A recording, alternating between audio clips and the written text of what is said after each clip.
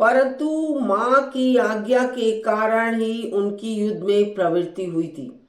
माँ की आज्ञा मिली हुई थी, इसीलिए उनकी युद्ध में प्रवृत्ति हुई।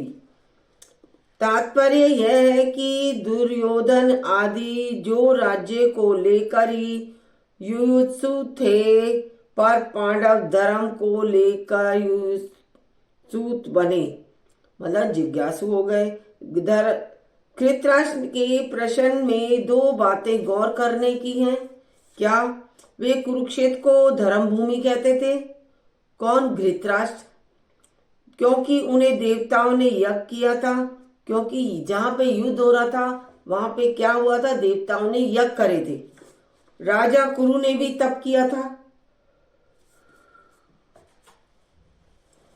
पांडव धृतराष्ट्र को पिता के समान समझते थे और उनकी आज्ञा का पालन भी करते थे। अतः वह कौरवों और पांडवों दोनों को अपना कह सकता था, किंतु उसने अपने पुत्रों को मेरे से और पांडवों से पांडु पुत्री से संबोधित किया। उसके भीतर ही ये क्षमता चमत्कारी थी।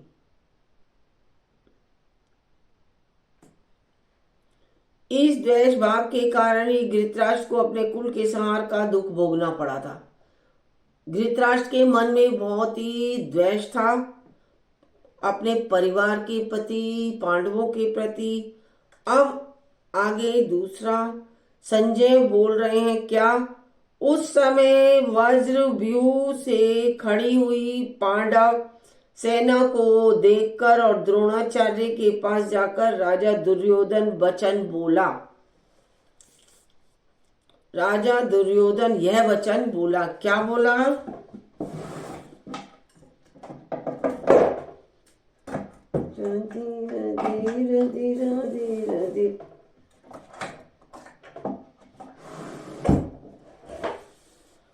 राजा दुर्योधन मतलब धृतराष्ट्र, दुर्योधन यह वचन बोला। क्या बोला?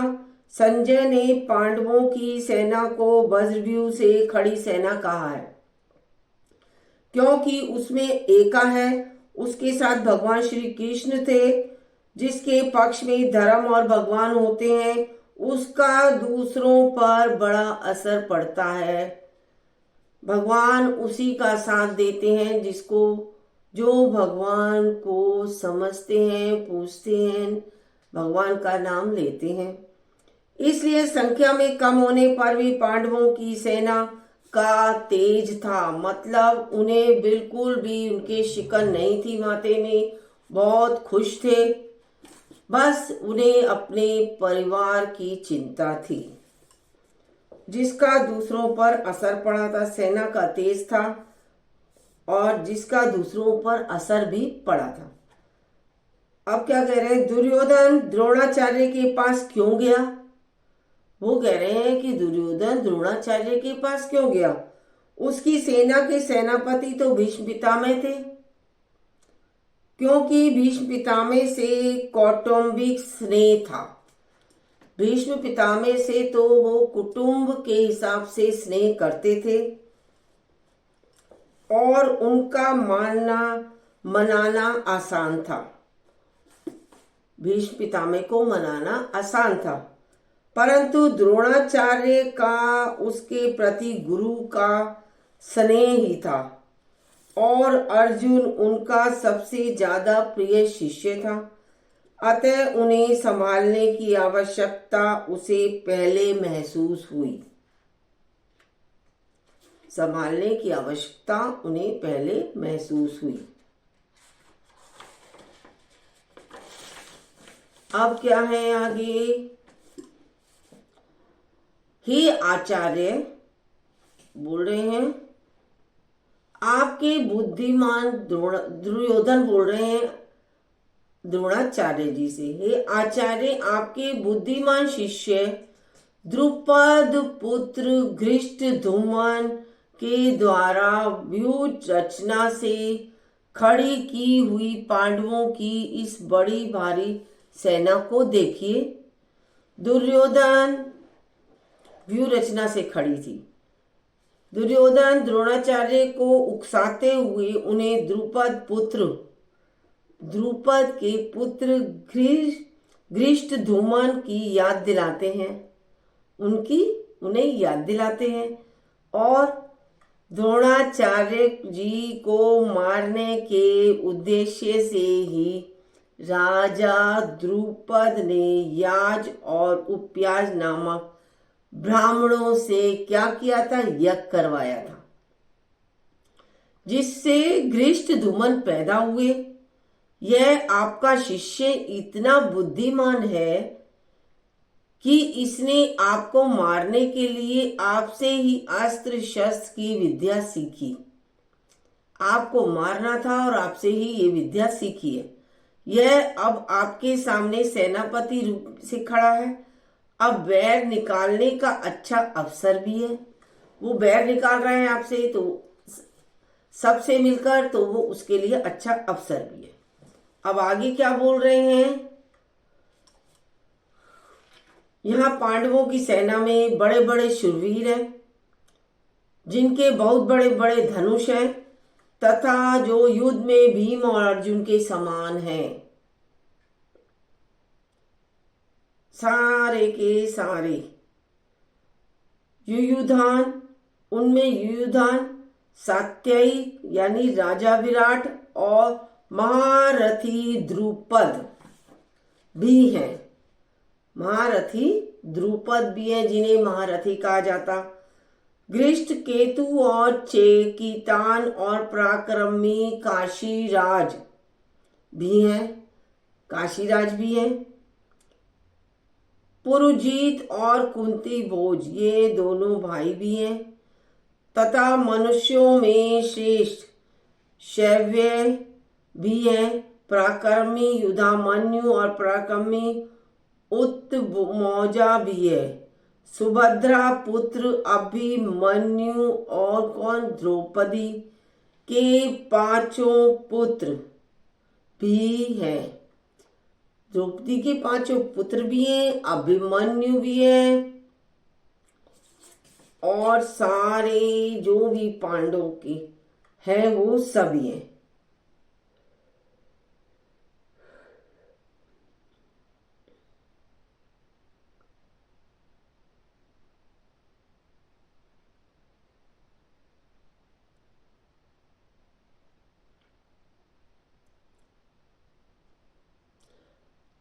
ये सब के सब कौन है? महारथी हैं।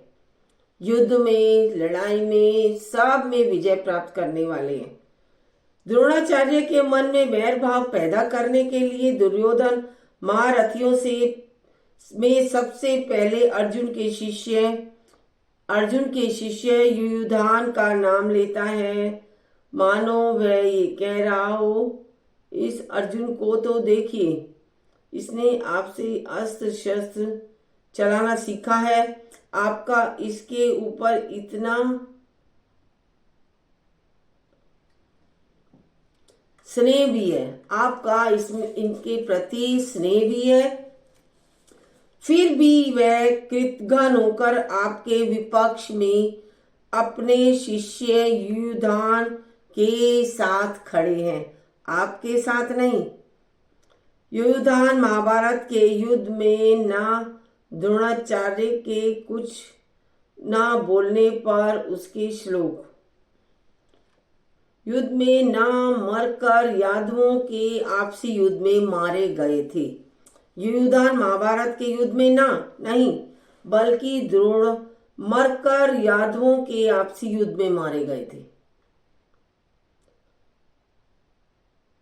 अब आगे, हे द्विजोतम, हमारे पक्ष में तो भी माता पिता मोक्ष मोक्ष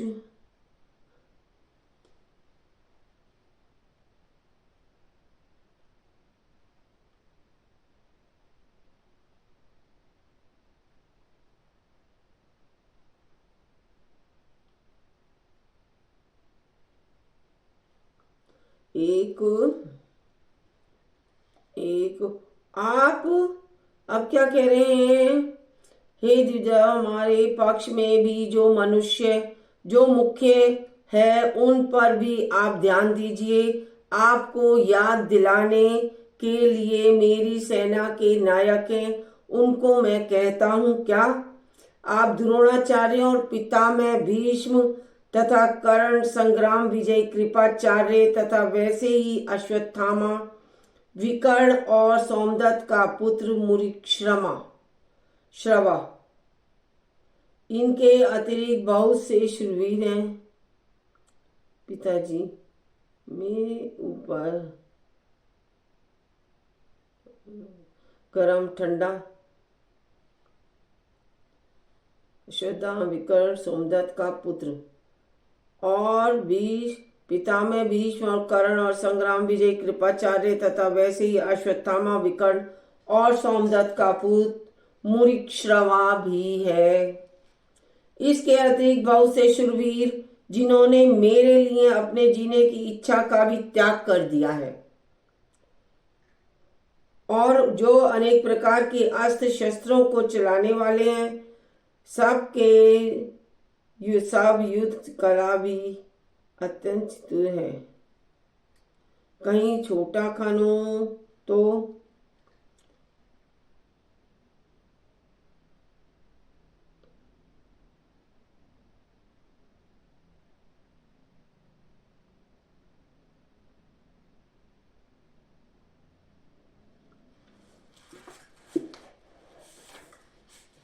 अब आगे संजय क्या कह रहे हैं? हमारी यह सेना पांडवों पर विजय करने में अपर्याप्त है, असमर्थ है, क्योंकि उसके संरक्षक उभय पक्षपाती भीष्म है। परंतु इन पांडवों की यह सेना हम पर विजय करने में पर्याप्त है, समर्थ है। इसके संरक्षक निसेना पक्षपाती भीमसेन है। दुर्योधन ने अपना भय प्रकट किया कि उनकी सेना पांडवों की सेना से बड़ी होते हुए भी जीतने में असमर्थ है। दुर्योधन बोल रहे हैं क्योंकि वह भीष्म के नेतृत्व में थी। भीष्म समय पक्षपाती थे, पक्ष के से बिल्कुल अलग।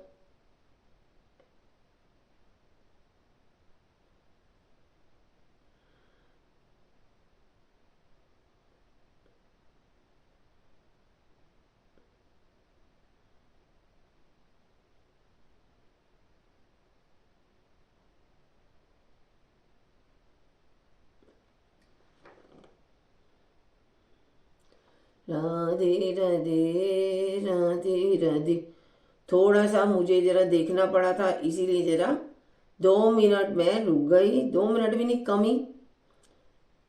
अब इसमें देख रहे हैं भीष्म जी की सब ओर से रक्षक। अब क्या है, दुर्योधन अपनी सेना के महारथियों से बोला, आप सब के सब लोग सभी मोर्चों पर अपनी अपनी जगह दृढ़ता से स्थित रहते हुए निश्चित रूप से पितामह भीष्म की ही चारों ओर से रक्षा करें। पितामह और भीष्म की चारों ओर से रक्षा करें। भीष्म जी की सब ओर से रक्षा करें, ऐसा कहने का भाव है कि युद्ध में शिखंडी उनके सामने ना आने पाए। क्यों? उन्हें श्राप था कि ऐसा ही व्यक्ति उन्हें मार पाएगा जो स्त्री है, ना पुरुष। इसका आप लोग ख्याल रखें। अगर शिखंडी उनके सामने आया तो भीष्म जी उस पर अस्त्र शस्त्र नहीं चलाएंगे। शिखंडी पहले जन्म में भी स्त्री था, स्त्री का ही उन्हें श्राप लगा हुआ था। किसको? भीष्म को। और इस जन्म में भी पहले स्त्री था, पीछे पुरुष बना। इसी कारण भीष्म जी उसको स्त्री को समझते हैं और उन्होंने शिखंडी से युद्ध ना करने की प्रतिज्ञा भी रखी।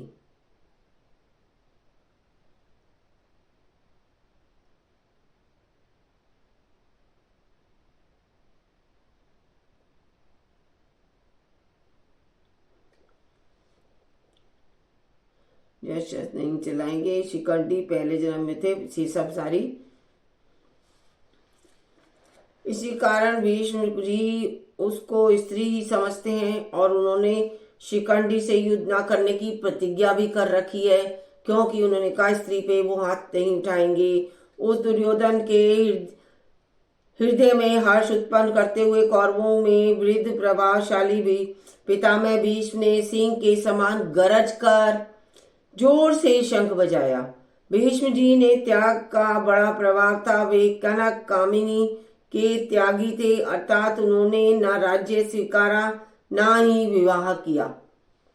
भीष्म जी अस्त्र को चलाने में बड़े निपुण थे, इसीलिए उनके तेज का विशेष प्रभाव था।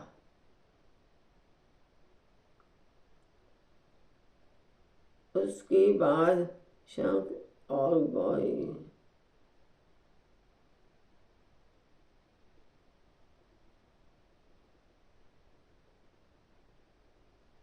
आ जाओ आ जाओ आ जाओ। भीम जी ने त्याग का बड़ा प्रभाव था। वे कनक कामनी के त्यागी, अर्थात उन्होंने ना राज्य स्वीकारा ना ही विवाह किया। अब क्या कह रहे हैं, उसके बाद शंख और बहरी नगाड़े ढोल मृदंग नर सिंध बाजे एक साथ ही बज उठे। उनका वह शब्द बड़ा भयंकर हुआ। उसके बाद सफेद घोड़ों से युक्त मान रथ पर बैठे हुए लक्ष्मीपति भगवान श्री कृष्ण और पांडु पुत्र अर्जुन ने भी दिव्य शंखों को बड़े जोर से बजाया। पहला चिररथ गंधर्व ने अर्जुन को 100 दिव्य घोड़े दिए थे, जिसमें वो युद्ध लड़ रहे थे। इन घोड़ों में यह विशेषता थी कि इनमें से कितने ही घोड़े युद्ध में मारे जाएं, पर वे संख्या में 100 ही बने रहेंगे, कम नहीं होते हैं। ये पृथ्वी स्वर्ग आदि सभी स्थानों में जा सकते थे। इन्हीं 100 घोड़ों में से सुंदर और सुनिश्चित 4 घोड़े अर्जुन के रथ में जुते हुए थे। अग्नि क्षेत्र में ने अर्जुन की सहायता से खांडक वन को पूरा करने वाला कर अजीर्ण दूर किया है। प्रसन्न होकर उन्होंने अर्जुन को एक ऐसा विशाल रथ दिया था, जिसमें क्या था, 9 बैलगाड़ियों के समान वाले अस्त्र शस्त्र सुसज्जित थे, रखे थे। यह रथ सोने से मढ़ा था और इसकी ध्वजा 4 कोस तक फहराया करती थी और बिजली के समान चमकती थी। इतनी लंबी होने पर भी इसमें ना तो बोझ था, ना ही कहीं वृक्ष आदि में अटकती थी। इस ध्वजा पर हनुमान जी विराजमान थे। यह शंका हो सकती है कि पांडव पक्ष में मुख्य सेनापति हैं धृष्टद्युम्न, पर भगवान श्री कृष्ण ने सबसे पहले शंख क्यों बजाया? कृष्ण ने ही सबसे पहले शंख बजाया था कुरुक्षेत्र में। इसका समाधान है कि भगवान चाहे जहां रहें, जिस पद में भी रहें, चाहे मनुष्य के रूप में ही धरती पर क्यों न हो, वे सदैव सबसे पहले बड़े बने रहते हैं। इसलिए उन्होंने पांडव सेना में सबसे पहले शंख बजाया।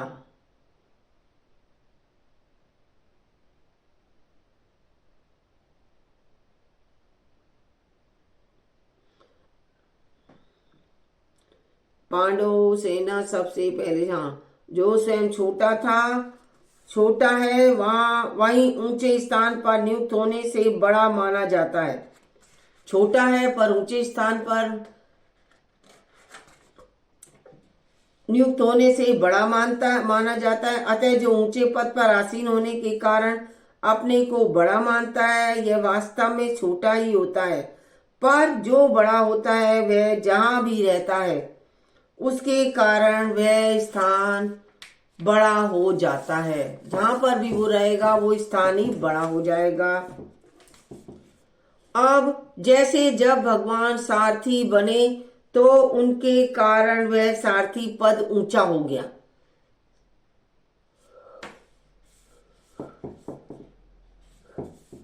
अंतर्यामी भगवान श्री कृष्ण ने पांचजन्य नामक धनंजय, अर्जुन ने देवदत्त नामक शंख बजाया।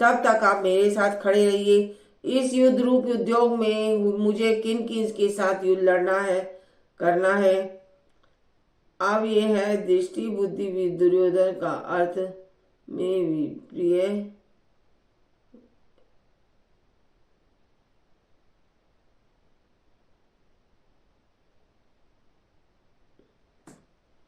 दुर्योधन को दुष्ट बुद्धि कहकर अर्जुन यह बताना चाह रहे हैं कि दुर्योधन के ने आज तक हमारा नाश करने के लिए कई तरह के षड्यंत्र रचे हैं। हम न्याय पूर्वक आधे राज्य के अधिकारी हैं, पर वह उसको भी हड़प करना चाहता है। ऐसी है उसकी दुष्ट बुद्धि। फिर भी राजा लोग उसकी तरफ से युद्ध करके इसका प्रिय करना चाहते हैं। मित्रों का कर्तव्य है कि वे ऐसी सलाह दें जिससे उनके मित्र का श्लोक लोक परलोक भी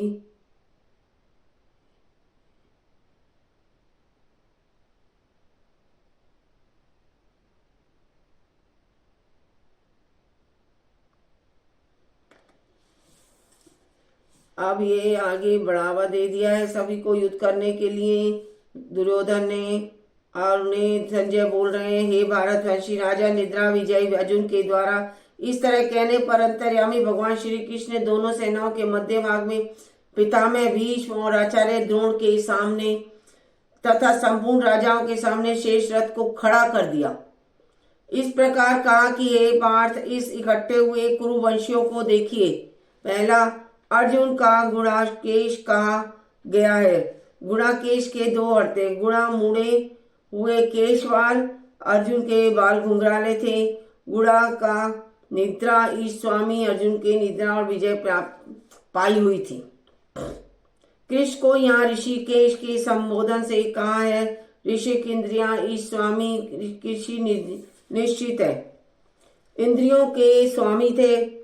जो विषय भोगों का दास नहीं होता, केवल अपने ही भगवान का दास ही बनता है, उस भक्त की बात भगवान कहते हैं। उनकी आज्ञा का भी पालन करते हैं, इसलिए वे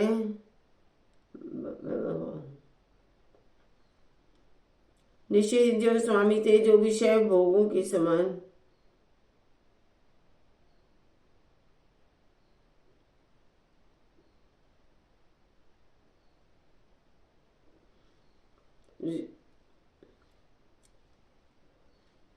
कृष्ण को यहाँ ऋषिकेश के संबोधन से कहा गया। ऋषिक इंद्रिया, ईश स्वामी के निश्चित इंद्रियों के स्वामी थे। जो विषय भोगों का दास नहीं होता, केवल अपने को भगवान का दास ही मानता है, उस भक्त की बात सुनकर भगवान सुनते हैं, उसकी आज्ञा का ही पालन करते हैं। इसलिए श्री कृष्ण ने अपने सगा भक्त अर्जुन की आज्ञा का पालन करते हुए रथ को दोनों सेनाओं के मध्य में खड़ा कर दिया। श्री कृष्ण का इन कुरुवंशियों को देख ऐसा कहने का तात्पर्य है कि अपने स्वजन कुरुवंशियों को देखकर अर्जुन के भीतर यह भाव पैदा हो जाए कि हम सब एक ही तो हैं। तब अर्जुन में छिपा हुआ ममता युक्त कौटुंबिक मोह जागृत हो जाए और फिर वह जिज्ञासु बन जाए, जिससे अर्जुन को निमित्त बनाकर भावी कलयुग जीवों के कल्याण के लिए गीता का महान उपदेश दिया जा सके। जैसे कोई फोड़ा हो जाता है तो वैद्य उसको पहले पकाते हैं, फिर उसमें चीरा लगाकर उसे साफ कर देते हैं।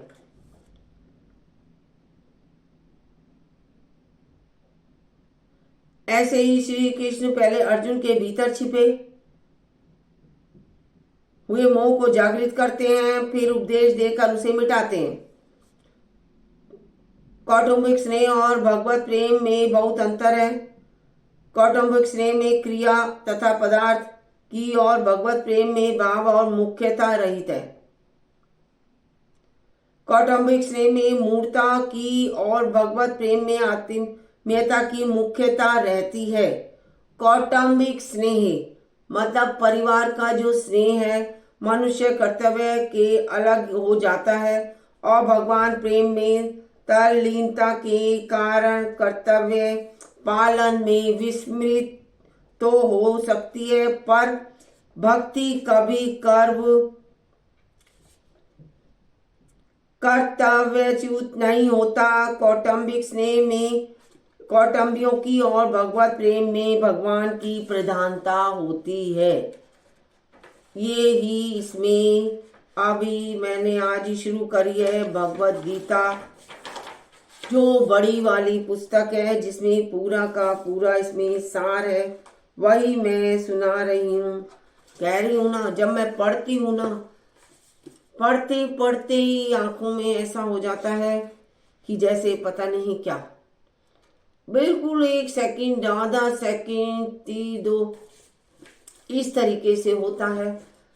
तो आंखें सी बंद होती चली जाती हैं। अब उसके बाद प्रीतानंदन अर्जुन ने उन दोनों की ही सेनाओं में स्थित पिताओं को, पितामहों को, आचार्यों को, मामाओं को, भाइयों को, पुत्रों को, पोत्रों को, मित्रों को, ससुरों और सुहृदों को भी देखा और सभी को उन्होंने प्रणाम किया, नमस्कार किया। अपनी अपनी जगह स्थित उन संपूर्ण बांधवों को देखकर वे कुंती नंदन अर्जुन अत्यंतिक कार्यरता से युक्त होकर निषाद करते हुए क्या बोलते हैं। अर्जुन बोले, हे कृष्ण, युद्ध की इच्छा वाले इस कुटुंब समुदाय को अपने सामने उपस्थित देखकर मेरे तो अंग शिथिल हो रहे हैं, ढीले पड़ रहे हैं। मैं युद्ध नहीं करना चाहता, मुख सूख रहा है तथा मेरे शरीर में कंपकपी हो रही है, रोंगटे खड़े हो रहे हैं और हाथ से गांडीव गिरने को हो रहा है।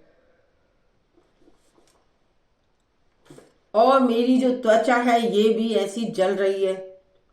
मेरा मन भ्रमित सा हो रहा है और मैं खड़े रहने में भी असमर्थ रहा हूँ। यही मेरी आज की इसमें गीता के अध्याय में कहा है। मैं कल भी इसी को सुनाऊंगी। और हाँ, आज हम देखिए देवी के दर्शन करके आएंगे, उसकी वीडियो मैं आपको जरूर डालूंगी। हो सका लाइव दिखा सकी तो मैं लाइव भी दर्शन कराऊंगी। देखिए किस समय कराती हूँ, लेकिन अब मैं आपको जरूर डालूंगी। अब बताइए, राधे राधे, कैसा लग रहा है आपको पढ़कर? राधे राधे।